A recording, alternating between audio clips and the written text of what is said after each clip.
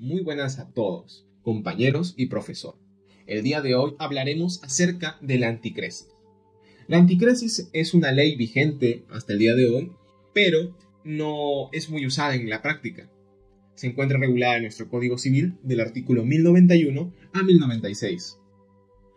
Esta se trata de una manera que tenía el deudor de usar sus bienes como respaldo para que el acreedor pues se cobre parte de la deuda o, bueno, toda la deuda en general. Esta llegaba a ser muy útil en la antigüedad, ¿no? Porque no existían métodos crediticios así formales. Pero a día de hoy ha llegado a ser un poco dejada atrás debido a otros métodos mucho más útiles y más seguros, más sencillos, como el arrendamiento financiero o las hipotecas. La verdad es que la gente ya no conoce mucho acerca de este tema, debido a que ya no se tiene tanto como la necesidad de saber de su existencia, por así decirlo, existiendo ya soluciones más útiles, más sencillas de usar, como ya mencionamos, de la hipoteca, el arrendamiento financiero. Y es útil, y sí nos parece a nosotros como grupo de que a día de hoy podría ser una gran alternativa para aquellas personas y comunidades que no lleguen a tener acceso a los bancos. Ahora, mi compañero Luigi les pasará a hablar acerca del marco normativo. Muy buenos días, docente y compañeros en general. El día de hoy voy a pasar a explicar el marco conceptual y jurídico de la anticresis.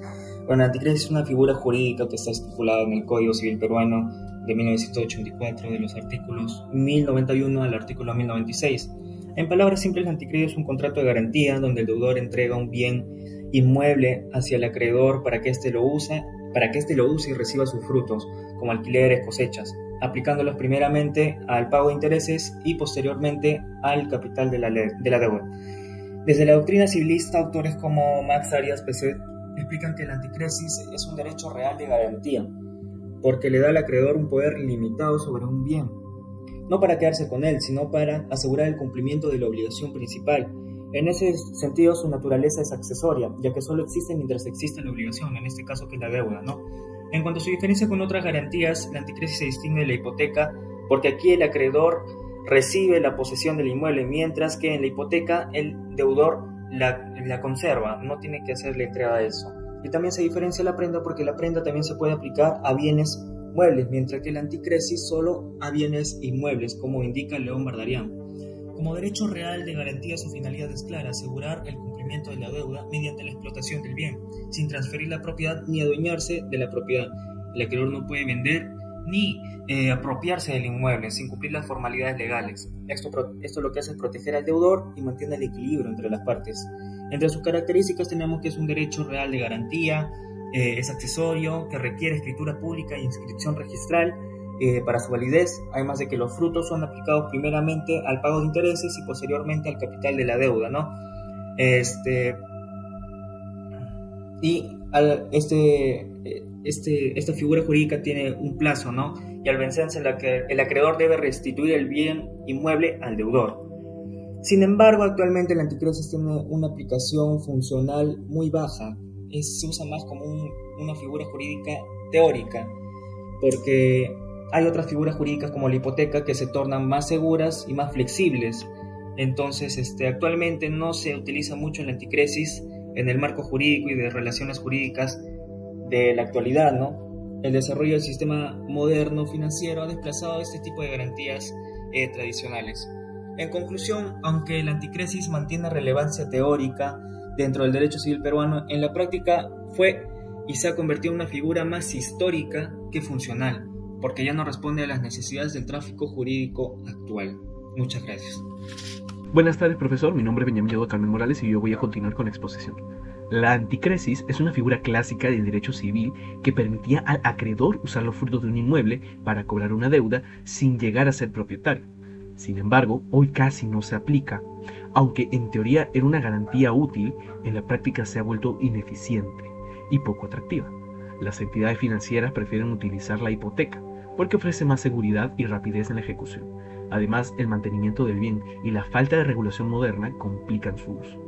Según Monroy Galvez, en el año 2017, la anticresis refleja un rezago del derecho civil frente al sistema económico actual. Su desuso genera inseguridad jurídica y limita las alternativas crediticias, afectando a personas que no acceden fácilmente al crédito bancario. Si se revalorara su uso con normas más modernas y registros digitales, podría servir para promover la inclusión financiera, sobre todo en zonas rurales donde la tierra es el principal activo. No obstante, su regulación actual en el Código Civil peruano sigue siendo muy básica. Falta precisión sobre la ejecución y los derechos de las partes, lo que provoca conflicto e incluso abusos contractuales. En ese sentido, Valdivia menciona en el año 2021 que una reforma legal podría rescatar su función social y equilibrar los intereses del propietario y del acreedor. Además, la revaloración de la anticresis podría abrir oportunidades para diversificar el sistema financiero. No solo serviría como alternativa de crédito para personas sin acceso a hipotecas tradicionales, sino que también permitiría a pequeños propietarios o agricultores utilizar sus inmuebles de manera productiva para garantizar obligaciones. Con reglas claras sobre el registro, la explotación y reversión, se reducirían los conflictos y se fortalecería la confianza en la figura. Esto demuestra que, aunque en desuso, la anticresis todavía tiene potencial social y económico que puede aprovecharse con reformas adecuadas. En resumen, la anticresis ha perdido relevancia, pero no debería desaparecer. Su actualización podría devolver utilidad práctica, fortalecer la inclusión financiera y promover la justicia económica, convirtiéndola en un instrumento flexible, funcional para el crédito moderno, sin perder su raíz doctrinal clásica. Me presento, soy Manuel Clemente de la Herencia, y bueno, para poner la exposición yo voy a hablar sobre el desarrollo doctrinal y jurisprudencial de la anticresis en el derecho civil peruano. La anticresis es una garantía realmente en la cual el deudor entrega un inmueble al acreedor para que perciba los frutos como pago de la deuda. Está regulada en los artículos 1091 a 1096 del Código Civil peruano. La doctrina clásica entiende la anticresis como un contrato real de garantía accesorio a la obligación principal. Requiere que el acreedor tenga la posesión del inmueble y que el contrato se formalice y se haga pública bajo sanción de nulidad. Según el artículo 1992, Aguirre Dolorier señala que estas formalidades estrictas limitan su uso práctico, por lo que es poco utilizado. Por otro lado, la doctrina contemporánea resalta la función social de la anticresis como instrumento de inclusión financiera para sectores informales. Según Aguilar Muchaipiña y Quijano González, los elementos esenciales identificados son el carácter accesorio de la garantía, la temporalidad y la entrega de la posesión al acreedor, y que los frutos del bien sean imputados al crédito. Se destaca que, a diferencia de la hipoteca, la anticresis exige la entrega física del inmueble, lo que genera responsabilidades sobre su conversión y uso. En cuanto a la jurisprudencia, los tribunales peruanos han definido criterios claros sobre la aplicación. Por ejemplo, la casación 1072 del 2004 resolvió que para la validez del contrato de anticresis se requiere una escritura pública, en la que la casación 3316 del 2014 y la 3332 del 2006 indicaron que si no se cumplen las formalidades, el contrato puede considerarse nulo y no justificar esta posición frente a un proceso de desalojo. Asimismo, se ha señalado que la anticresis solo produce efectos mientras el contrato se mantenga vigente. Para finalizar el video, les voy a presentar las conclusiones y las propuestas de mejora sobre la figura de la anticresis dentro del derecho civil peruano. Primero, es importante recordar que la anticresis es un contrato de garantía real, mediante el cual el deudor entrega un bien inmueble al acreedor para que éste perciba sus frutos y los aplique al pago de la deuda o de los intereses. En otras palabras, el acreedor no cobra dinero directamente, sino que aprovecha los beneficios o rentas del bien hasta que la obligación quede satisfecha. En la actualidad, su aplicación práctica es muy limitada.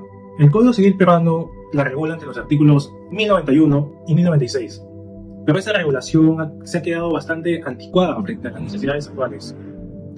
Hoy en día, las personas y las empresas prefieren utilizar otras formas de garantía, como la hipoteca, las garantías mobiliarias, porque son más flexibles, rentables y seguras. La anticresis sigue siendo una figura válida dentro del derecho civil, pero ya no responde a las exigencias económicas ni a la dinámica crediticia actual. Frente a esta situación, es necesario modernizar la figura de la anticresis mediante reformas legales y doctrinarias que devuelvan utilidad y coherencia con la realidad actual. Primero, se debería ampliar su aplicación para permitir que la anticlesis no solo recaiga sobre bienes inmuebles, sino que también sobre bienes muebles, como maquinarias o vehículos. Eso haría que la figura sea más útil. Segundo, que se incorporen mecanismos más flexibles de compensación, que faciliten la valoración de los frutos y su aplicación a la deuda. Finalmente, es importante digitalizar el registro de la anticlesis en la SUNAT, lo que brindaría más seguridad jurídica, transparencia y acceso rápido a la información. En síntesis, la anticlesis no debería desaparecer del sistema jurídico peruano, sino que debería adaptarse a los nuevos tiempos, fortaleciendo su eficiencia, transparencia y equilibrio entre las partes. Solo así podrá recuperar su función como una garantía útil, especialmente en contextos rurales o de pequeña producción, donde el crédito formal todavía es limitado. Muchas gracias.